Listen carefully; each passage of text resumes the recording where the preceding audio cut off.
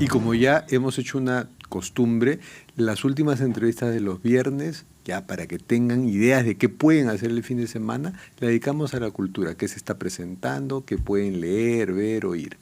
Y el actor y psicólogo Javier Echevarría funde sus dos pasiones, sus dos vocaciones y tiene ya esta no es la primera temporada, una obra, un espectáculo que se llama Amor y Dolor, un viaje a la resiliencia, en la que él mismo es un unipersonal, con poca utilería, cuenta historias, provoca reflexiones, las actúa, las expresa, corporal y dialogando sobre cómo sanar algunas heridas, en fin. Él que lo explique muchísimo mejor que yo. Gracias por acompañarnos. Gracias, Fernando, gracias. Ahora, este espectáculo ahora se ha transformado en un libro. Sí, aquí está. Le ha salido un apéndice, sí, fíjate, con que páginas. Este niño soy yo. Eres tú de verdad. Soy yo a los 5 años, es esta ecografía, ¿no? Y tiene que ver con eso, porque justamente en la obra yo hablo de resiliencia, hablo de cómo atravesar situaciones difíciles a partir de la pandemia, pero luego voy analizando las capas que están debajo, que muchas veces en la psicología queda muy claro, pero el público no siempre lo tiene claro, que al final todo lo que pasamos tiene una historia de origen en la infancia. O sea, es una vuelta al útero. Exactamente. Porque finalmente la resiliencia es una forma de renacer. La imagen de la ecografía. Es la ecografía y 2 colores, ¿no? Está en blanco y negro, ¿no? Y de pronto aparece un poquito el color. ¿Color azul que tiene alguna simbología para ti? Bueno, en principio en algunas miradas del color en la psicología, el azul está muy ligado al lado materno, ¿no? Y en la obra, además, hablo de sanar el vínculo con los padres, pero hablo específicamente con la madre, porque estoy yo solo en el escenario, pero en un momento dado, que no lo había planificado, aparece siempre mi mamá. No lo había planificado porque le invité al estreno y dijo voy a ir a todas. Y va a todas. Ah, ya, pero no se subió al escenario. Sube un segundo. Pero eso sí es una idea planificada, porque no me digas que fue espontáneo. Lo que pasa es que en el espectáculo yo hago que algunas personas del público, porque a veces la gente se asusta, solamente los voluntarios, suben y me dan objetos. Y cada objeto trae una historia. Y esas historias son las que me ayudan a entender, ¿no? Digamos, los procesos. Y siempre trato yo de asociar que las historias son las que nos permiten ordenar nuestros pensamientos, nuestras emociones y nos estructuran. Por eso el poder de las historias. ¿Y tu mamá se lanzó al escenario? Entonces, no, yo le di en la función un objeto, un objeto que era simbólico, que era una vela, en un momento donde cuento algo relacionado a la madre, es decir, que para el estreno calzaba perfecto, que ella me da el objeto que me permite entender todo lo que tiene que ver con la maternidad.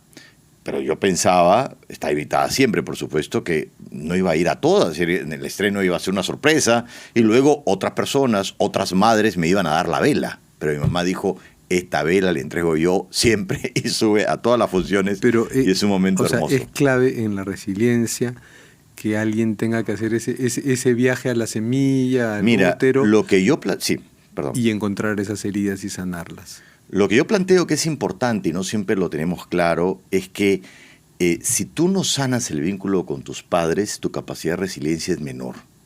Porque nuestro primer duelo, toda resiliencia es una forma de procesar el duelo, procesar el dolor para que lo transformes en amor. ¿Pero a qué me refiero poéticamente? Es decir, que seas una mejor persona luego del dolor. Es decir, que seas más empático, que entiendas más el dolor ajeno, que tu sensibilidad crezca. Si tú luego de un dolor o una situación difícil desconfías más, en realidad no has sido resiliente, sino resistente. Tu corazón se ha cerrado, que muchas veces lo que pasa en nuestro país somos más bien resistentes. La resiliencia es un concepto que implica un proceso de transformación. Y con una actitud tuya. La resistencia es simplemente fuerza, coraje. Aguantar, la no resistencia caer. Es todo una elaboración personal. Y tiene que ver con la flexibilidad. Entonces, nuestro primer duelo tiene que ver en nuestra relación con los padres. Es lo que en psicología se llama la muerte simbólica de los padres, cuando esos padres ideales terminan confrontándose con la realidad. Pero ¿y qué le dices a alguien que es de un hogar disfuncional? Claro. que no tiene Claro. un padre o una madre con la que sanar heridas dialogando Sí. y procesando, Posiblemente, o que estén los muertos. padres estén muertos o Claro. no sea ni conveniente que los Es busque. posible. ¿Cómo sana las heridas? Como un Porque- entierro simbólico. Porque primero tú también sanas con el padre y la madre simbólica. Y tú también puedes sanar a la distancia, porque lo importante es que puedas entender la historia. Yo lo que recomiendo muchas veces, ya sea con los padres presentes o ausentes, es que a veces hagamos labor de periodista de investigación, para investigar cómo era la vida de nuestros padres antes de ser padres. Y eso te va a permitir entender las decisiones que tomaron.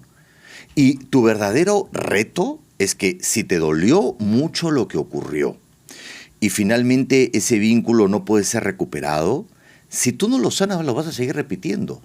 Todo lo que no se resuelve se repite. Y tú puedes vivir muy resentido, pero sigues produciendo Aunque lo los mismo. padres estén muertos o la pareja, porque no solo los padres son importantes. Claro. Igual haces ese proceso. Recuerdas, investigas. Mira, para mí algunos pasos importantes que yo planteo, primero que tienes que sanarte tú. ¿Eso qué significa? Que si tú sigues usando tu historia como excusa para no hacer, ¿pero por qué te pasan estas cosas? Es que no sabes el hogar que tuve, tú no sabes lo que a mí me pasó, es que eso me marcó, entonces yo voy a seguir produciendo esto a mi alrededor infinitamente, y vas a seguir produciendo lo mismo y el ciclo va a continuar y continuar y continuar. Y Entonces, justificas el no hacer nada porque te sientes frustrado, porque sí, el mundo te hizo así. exacto. Entonces, si tú te haces cargo de ti, si tú estás satisfecho con tu vida, es mucho más fácil sanar tu historia. Entonces, eso es lo primero. Primero tienes que empezar contigo.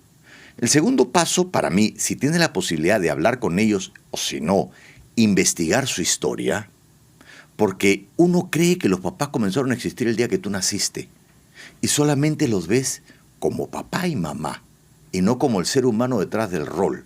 Si vemos la vida como una obra de teatro, esos seres humanos han hecho un personaje. Y cuando uno es adulto, la obra ya terminó, ya no tienen esa función. Pueden ser personajes vitalicios. Y a ¿no? propósito, una obra que tiene mucha importancia, los objetos tienen mucha importancia, Sí. lo has dicho, como la suelen tener en el melodrama, ¿no? Ujú. No solo en la psicología, en el melodrama son muy importantes. ¿Cómo está traducido eso en el libro?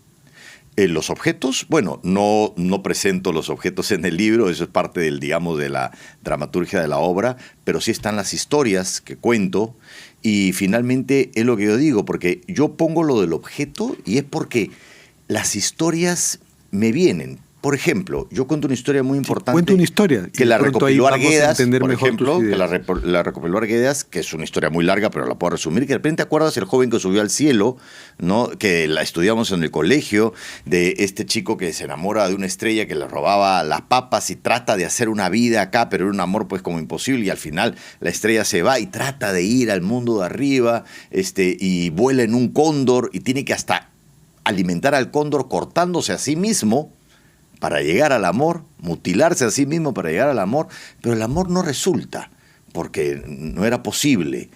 Y claro, mientras estaba ahí le dan unas semillas y resulta que esas semillas, que cuando vienen, pues es una historia de desamor, que yo nunca lo entendí, y que termina trágicamente como muchas historias recopiladas del Ande, pero que yo me di cuenta que había un sentido valioso y lo recuperé y que lo entendí en mi proceso, y es que esas semillas que le dan en el mundo de arriba son las semillas de la quinoa que no existían acá. Es decir, una historia de desamor termina siendo fértil porque te deja semillas que terminas sembrando y termina nutriéndote no solamente a ti, sino a los demás. Ahora, Entonces, es una historia para descifrar, ¿no? Pero también claro, cuentas unas historias, digamos, más dramáticas. En general más cuento vivenciales. historias, los cuentos que cuento son historias populares, pero también es muy personal, el libro y la obra. O sea, yo cuento un poco lo que me pasó en pandemia, que es una manera hay que encontrar un espacio para hablarlo, porque nadie quiere hablar de eso. Es más, quizás menciono que voy a mencionar la palabra pandemia y ya la gente se asustó y dice, mejor no voy, porque la gente quiere vivir.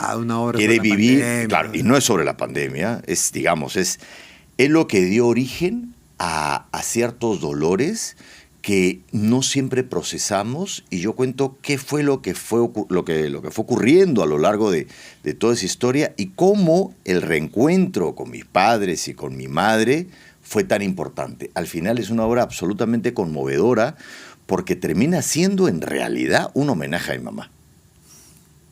¿No? Es así. Y la gente se va con eso y al final la gente se termina tomando fotos con mi mamá. Entonces se ha convertido en una especie de celebridad, ¿no? Y eso me enorgullece tremendamente, ¿no? Haber podido darle esa poder haber tenido esa oportunidad de hacerles homenaje en vida que no siempre hacemos, ¿no? Y yo cuento que no siempre mi relación fue maravillosa con ella, ha sido un largo proceso. Este reencuentro ha sido en los últimos años. Nunca estuve peleado, tampoco con mi mamá y mi papá. Pero ¿cuáles son los signos de que hay algo por sanar? Cuando hay irritabilidad, cuando te aburres, cuando en realidad los visitas más por deber que por placer. Para no visitarlo. O estás ahí, estás con el celular, estás haciendo tiempo, estás viendo tu reloj. Bueno, ya cumplí como hijo, entonces me voy. Entonces, ahí hay algo raro, ¿no? ¿Por qué no disfrutas de su presencia? ¿Habrá algo que no has visto? ¿Hay conversaciones pendientes? Pero voy a decir algo provocador. ¿Está uno obligado a disfrutar la presencia de los padres? Uno no está obligado a nada, ni siquiera a sanar. Uno tiene el derecho a correr también de los padres. También, ¿no? Es más, la mayoría de la gente muere sin sanar nada. La mayoría de la gente tiene una visión donde, bueno, hemos nacido... O a sanar lejos, pues. O a sanar lejos. Ese entierro simbólico que te decía. Sí, es que por eso, depende de cada historia. Y depende de cada cual. Depende de cada historia. La mayoría de las historias, las cosas que han pasado en el hogar, no son tan dramáticas como para decir, no quiero saber absolutamente nada. Hay historias así, pero muchas, más bien se dramatiza lo que ocurrió.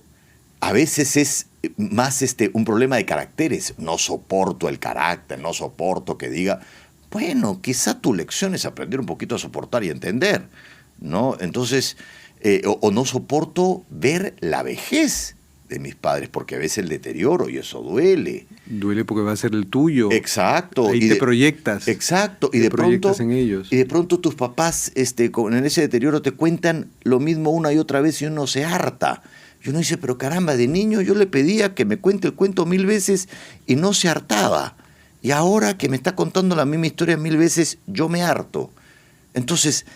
es cierto lo que dices, depende de cada caso. Javier, cuéntanos, sí, porque se nos va el tiempo, cuéntanos cuándo son tus espectáculos. Mira, dónde se compra el libro. 3 funciones en el Teatro Nos, los miércoles a las 8 de la noche, son los días que hemos conseguido, son 3 miércoles, las entradas están en Join Us, y este es un espectáculo que además no lo hemos mencionado, que es el elemento fundamental para la sanación, que es el humor.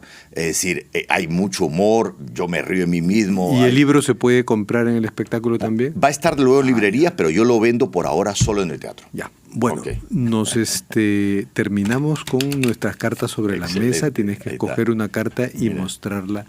Perfecto, y fíjate, nunca es tarde para sanar tampoco. Y leer lo que diga. Tengo el orgullo de ser peruano y soy feliz. Bueno, ¿qué te puedo decir? Te salió una frase peruanísima. Peruanísima, y que además me identifico porque fíjate que yo no pienso vivir nunca en otro lugar. He intentado, estuve 2 años en Colombia, y yo vivo no solamente en el mismo país, sino en el mismo barrio. O sea, con la madre patria no tienes problema. No. Muchas gracias y suerte en tu espectáculo y con tu libro, Javier. Muchas gracias. La carta es un recuerdo del programa. Caramba, excelente. Gracias. Y nos vemos el lunes a las 9 de la noche en Nunca es Tarde.